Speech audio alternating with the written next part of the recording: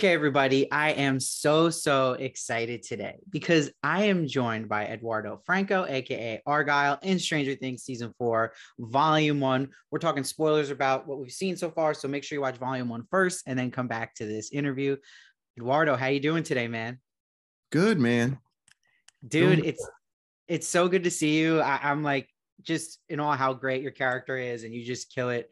And for this part though of Argyle, did you have to audition for this part, or was it something that was kind of written for you? Oh man. Well, thank you, man. I appreciate it. I'm glad he resonates with you, you know. I'm glad you're Yeah, fucking man. with it. So I did audition several times for the show. At first I read for like another part for this season 4. And and then um and then I remember I had to read for like a stoner guy. And then when I finally got the part, that's when I found out Finn had actually had me in mind. He had gotten the scripts like Mm. ahead of time, and he had asked like the Duffers and Sean. He had asked them like, "Hey, do you guys have someone for Argyle yet?" And they were like, "We're working on it." And he was like, "There's this guy in this movie called Booksmart," and he was like, "You should get that guy. His name's Eduardo." And this was like before I'd even met Finn or anything. We didn't know each other or anything. It was so sick. Like when I found out about that, I already got the part or whatever. Then I went to do the table read in Atlanta, and that's where I met Finn and stuff. And then chatting up with him and Sean came over, was like, "Did you hear what did Finn tell you already?" And Finn was like, "No, don't even worry about it." And like Sean like basically like spilled the beans or whatever, like that Finn had like basically put in like a little, planted a seed too. Like they were like already like they told me that they were like already sort of looking at me, but like Finn like also had suggested, so like it almost, I don't know, it's so great. Like I love Finn so much. Like I appreciate him for that. Like he totally did not need to do that, and it was crazy. Like I don't know, it's just mind blowing. Dude, that's amazing. That's like just surreal to hear that Finn hooked you up. Like that's awesome, and what a great choice by him looking out for you. Now, Like Eduardo, he didn't know me anything. Like he didn't even know me or anything. That just came out of him. Like, nah, man, I'm super grateful and appreciative for that. Like seriously. yeah, that's awesome. That's awesome. They have such a good attitude about it. Now, Eduardo, was it a sigh of relief for you to see the critics and fans loving this season? Like, did you kind of feel a weight off your shoulders being a new character? Um, was it a sigh of relief to see? Sorry, the you said. Can you word that again, real quick? Oh no, yeah. Was it a sigh of relief to see like critics and fans loving this new season? Like, did you feel like kind of a weight off your shoulder with that? It's dude, it's like um I hope people are loving it, like it is there's that big pressure of like I'm joining this cast and this crew that is sort of like it's like a family now, and they've been in it since the beginning, and their beginning wasn't what they expected. I mean, nobody expected it to get this big. So the pressure is monumental, but I'm just like so thankful that like everybody in the cast and crew has been so cool and so welcoming, and like when they the Duffers and everybody, they all know like exactly what it is to like bring to the table, and like to just be able to be a part of that, and know that like that I was I was given an opportunity, and it was all like in good favor, and like everybody was so welcoming and stuff. Like now whatever people receive it as is like, well, I'm kind of like, well, we'll see, but I mean, it's good to hear that it's doing well. I'm glad I'm really like grateful about that. That's amazing that like that people do enjoy it. And especially like, yeah, because my character's new, it's almost like, who is that guy, what are you trying to bring, what are you doing here? It's like the new kid in at the lunch table, like what are you capable of, what are you trying to get to, what's your purpose here, like, So you know, if it is, you know, resonating, making you fun, like, you know, laugh or something, giving you some sort of like distraction from all the madness, well, I'm glad. I really am. Like, I'm relieved, if anything. Yeah, man. I even had friends watching it texting me like, I love this character of Argyle. He's awesome. So you Oh, really that's delivered, and it's great that like you can contribute to this awesome season. Now, great. did you find a lot of Eduardo in Argyle? Like, did you relate a lot to the character in any ways? I think, yeah, I think so. I think kind of, but and there's always like that, you know, with the character, there's always like a part of you that is in it that you're like, obviously, like that's how you, I don't know, everybody as an individual person, when they're playing something, there's a part of them that goes into them. That's like sort of the comfort thing of it.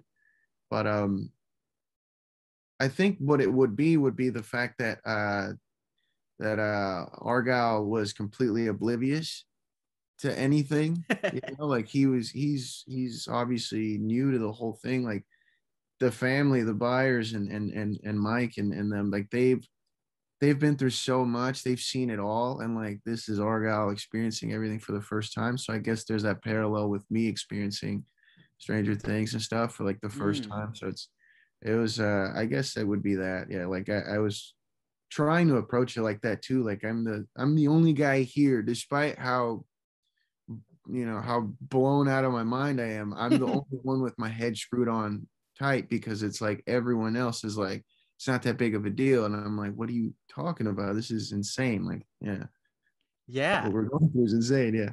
I love that. And you mentioned the buyers too, and like being around these people. And I think what a big relationship people love is this like best bud relationship with Jonathan. Yeah. So did you and Charlie hit it off right away? Was that kind of easy to kind of get into that chemistry between you guys? Yeah. Dude, Charlie, man, he's so awesome. And it was like, it was so organic and natural. Like we didn't have to force anything. We we just, you know, we just started talking, chatting it up, and hanging. Me and Charlie are also both the same age, so that I maybe that helps, you know, that we both grew up in sort of, despite him growing up obviously out in like in London and stuff, and I grew up over here in Arizona. Like it's just obviously two completely different places, but he's such a funny dude. And like I know, like obviously in the show you don't really get to see that stuff normally, like before the season, but like, Mm. and it was so fun playing around with them, goofing off with them, going off the script a little bit a couple times, and like uh offset. I mean, we were just like hanging out, playing video games all day. I took my Nintendo 64, and we were playing Pokemon Stadium, and Oh, you know, hell yeah. screaming at each other the whole time. It was so fun. Yeah. Yeah, and it's cool you mentioned stuff even like Pokemon Stadium. What I love about just your Instagram account is you share a lot of cool like figurines and stuff, and that you like embrace pop Yeah. culture and love things like that. So Oh for you yeah. now, seeing figurines coming out of Argyle, that's you know, like the Funko Mystery Mini, and there's definitely going to be a regular Funko soon. Does that mean more to you for someone who actually gets why people appreciate those tokens so much? It's dude, yeah, I am a crackhead when it comes to when it comes to collectibles and toys and video games and shit like that, man. It's so bad. It's like it's literally, and it just never stops. There's never a fill. Like I'm never full. When like seeing stuff like the memorabilia or whatever, that's like I don't know, like collectibles with me, my character on it, that's me or whatever. That stuff's that's like surreal, man. It's so crazy to see. Like we found there's like a little portable like Bluetooth speaker that's got the Argyle like hair in the Oh, visor and wow. those, and it's like a little round little speaker. And I was like, dude, that's so, first of all, why? But also like, you know, that's like awesome. I'm not gonna fight it. I'm gonna, like, of course I'm embrace it. That's amazing. That, and like yeah, like there's those mystery box things that you were telling. Yeah, dude, my friends went crazy, man. Like they went crazy. They saw those at the store and they bought the whole thing, Oh, wow. like the whole like shelf of it, because they were trying to get my character.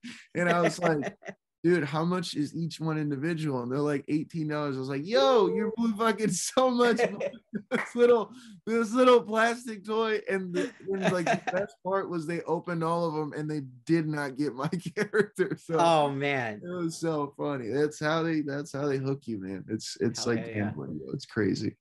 No, Yeah. but that's cool. They have cool friends like that too that will get your figure for you, even though maybe it wasn't successful. They're trying. And what's really cool too is I think more people to know is that when I was just doing research for this interview, how amazing of a rapper you are, and you have this legit rap band. Yeah. Can you tell us more about that? And do you love rapping as much as maybe you do acting?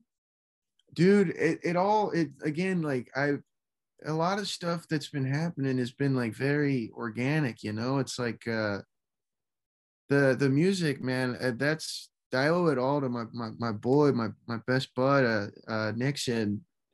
Dude, he's the other dumb bitch in dumb bitches with internet. Yeah, Right.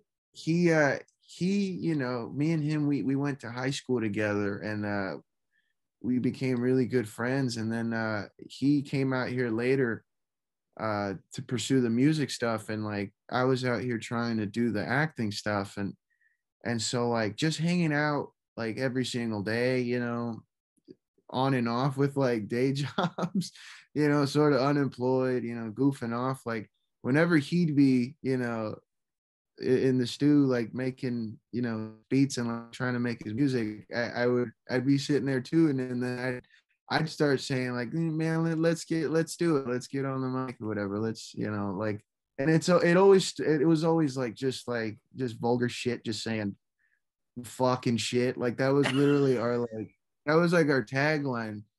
Like is we say fucking shit a lot. And so it's always been that like fun stuff. And like, it just like organically turned into like, oh, we should like take it serious. And that was crazy. That was thanks to this dude, this director Tony Yacenda. He directed American Vandal. He after I'd gotten that part, he bugged me when he was like editing. He bugged me one day. He like texted me. He's like, hey, I heard your music, and it was this like cheeseburger song that we made about eating cheeseburgers. And he was like, yo, he's like, I want to get it in the show. And I was like, oh, that was like a goof around. Like that was like, we ripped the beat off of like YouTube. Like that was like a joke. And he was like, no, I really like it. And I was like, oh shit. Well, I was like, well, we don't really like own it or anything. He's like, it's all good, man. And he's like, I was just going to see if we could even put it in there. He's like, chances are we wouldn't be able to, but he was like, also, he was like, I love it, by the way, keep doing it. So then after that, we were like, okay, well, somebody wasn't like within our friend group, within our circle, fucked with it. Then like, let's try to, Right. we should probably give a shit, And so like, it's like just turned into like this like fun passion that we're like slowly building up. And, eventually we're going to, plan on, I don't know, touring the fucking world with it, man. It'd be the best. Hell yeah. It's awesome. And I hope everyone check out his band. It's really cool for watching this interview. And some bitches with internet. Yes. Hell yeah. And they can catch it on YouTube, Spotify, the whole rounds, right? Thing, man. Yeah, the whole thing. We're all out there, man.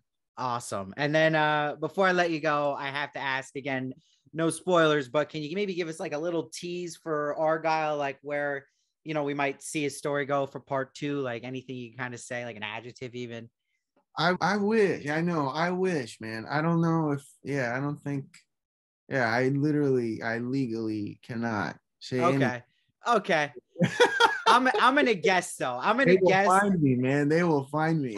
Yeah, they'll come for you. Somehow Kevin Feige will come for you, even though he's not involved with the Yeah, Netflix actually has a Vecna on a leash, and they will unleash him on me. So like, if I say something, no. I love that answer though. That's great. Well, Eduardo, it's been a treat talking to you today.